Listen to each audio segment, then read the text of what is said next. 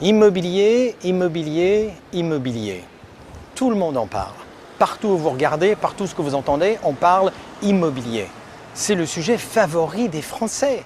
Alors la question est, qu'est-ce que je fais? Est-ce que je le fais seul, de particulier à particulier, ou est-ce que je travaille avec un professionnel, avec quelqu'un qui connaît le métier, avec un agent immobilier? Oh, ça c'est une très bonne question.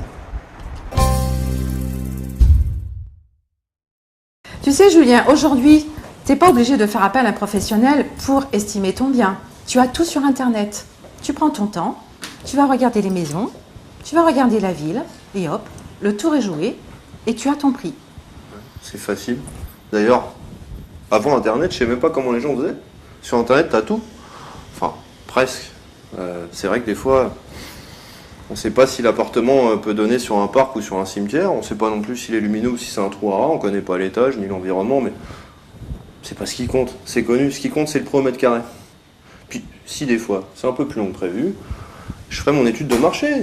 C'est simple, il suffit de compiler une centaine d'infos sur les biens vendus ces derniers temps, prendre en compte l'ensemble des spécificités de mon secteur, et puis remettre ça à jour en permanence. Finalement, c'est assez fastoche, c'est un jeu d'enfant. Voilà, une fois que tu as fait tout ça, donc tu as tous les éléments, toutes les données, les critères, tu as tout regardé sur Internet, c'est facile pour que tu puisses donner à ton acquéreur et de dire, écoutez, aujourd'hui, c'est simple, c'est le juste prix. C'est facile.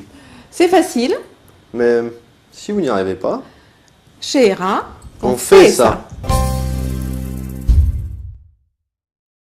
Dis-moi, Michael, Oui. réaliser une vente immobilière, qu'est-ce que t'en penses? Il n'y a rien de plus simple. Ouais, c'est vrai, Il Nathalie. suffit de connaître quelques lois, de savoir décortiquer un titre de propriété. Super simple. Oui, bien sûr, c'est comme s'assurer que la personne qu'on a en face de nous est bien le vendeur, ou alors si c'est pas le cas, qu'il a donné son accord pour faire la vente. S'assurer que c'est bien le domicile de la famille. S'assurer du régime matrimonial, c'est-à-dire ils sont mariés, ils sont divorcés, ils sont pacsés. S'il y a une servitude sur le bien, sur le terrain, quelle est la date de construction.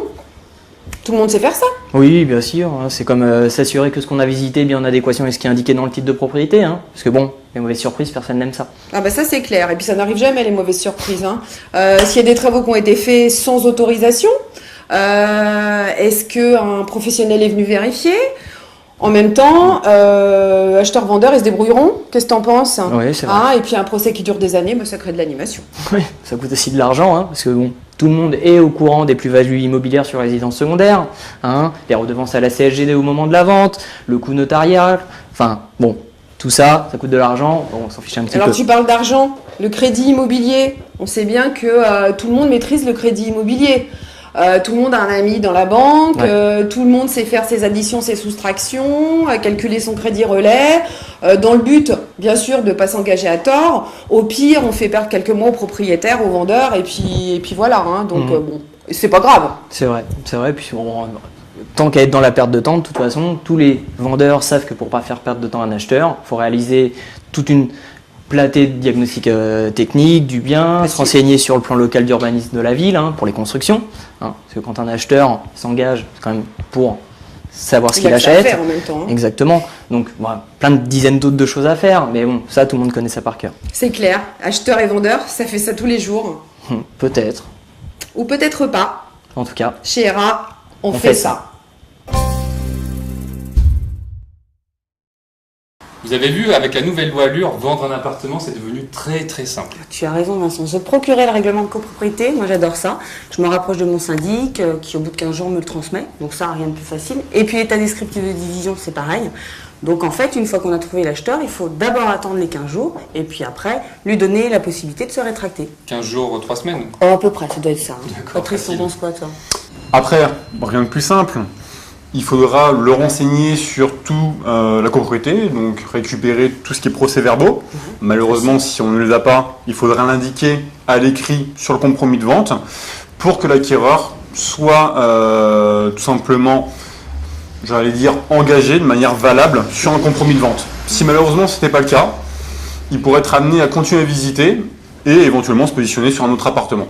C'est-à-dire que si tu n'as pas tous les documents, il n'est pas obligé d'acheter? Il n'est pas obligé d'acheter, il peut se désister à tout moment.